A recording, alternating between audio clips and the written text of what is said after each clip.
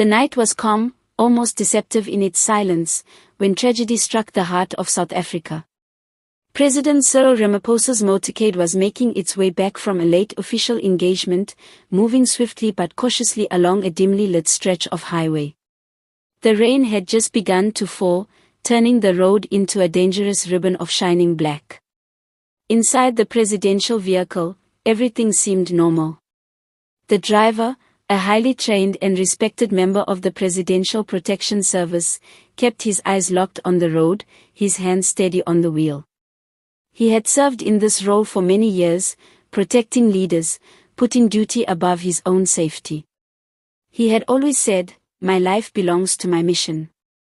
From the darkness ahead, a massive truck appeared, swerving violently. Its headlights flashed wildly as the driver struggled for control. There was no time to react.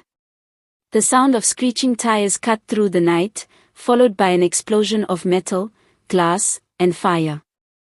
The presidential car was struck from the side, spinning uncontrollably before slamming into the guardrail and flipping onto its roof. Escort vehicles crashed into each other, trying desperately to avoid the wreckage. The convoy was thrown into chaos. Sirens screamed. Radios crackled.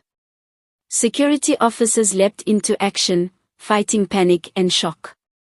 When the dust settled, the scene looked like a battlefield. The driver had taken the full force of the impact. His body was trapped inside the crushed vehicle. Paramedics worked frantically, cutting through twisted metal with hydraulic tools, praying they could save him. But the damage was too severe. After several painful minutes, one of the medics slowly shook his head. He was gone.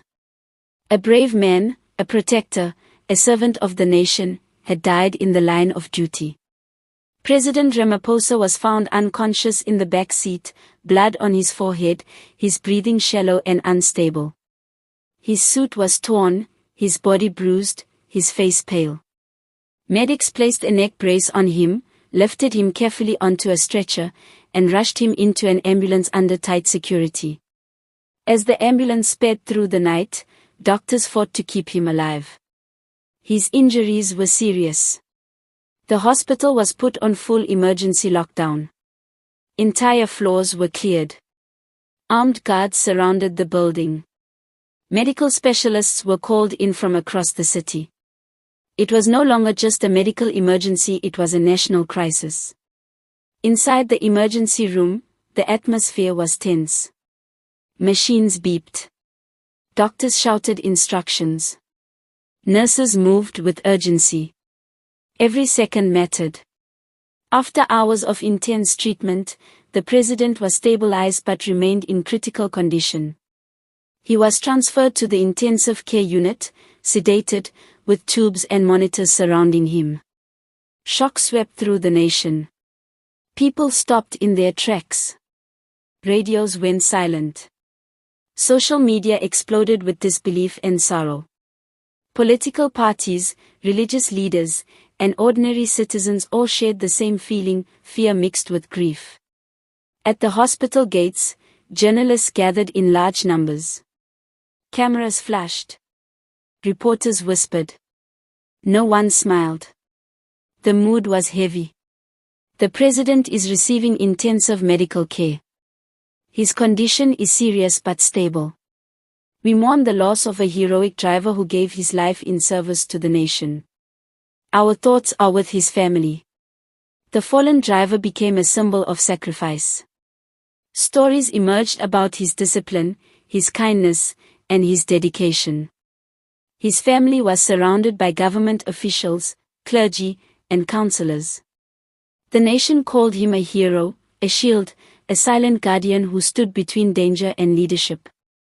Church bells rang. Mosques held prayers. Candles were lit outside government buildings. Flags were lowered to half-mast. Parliament suspended its session. Even political rivals stood together, united by tragedy. There were no speeches of attack, no debates, only respect and concern. Inside the ICU, President Ramaphosa lay still. Machines breathed for him. Doctors watched carefully for any sign of improvement.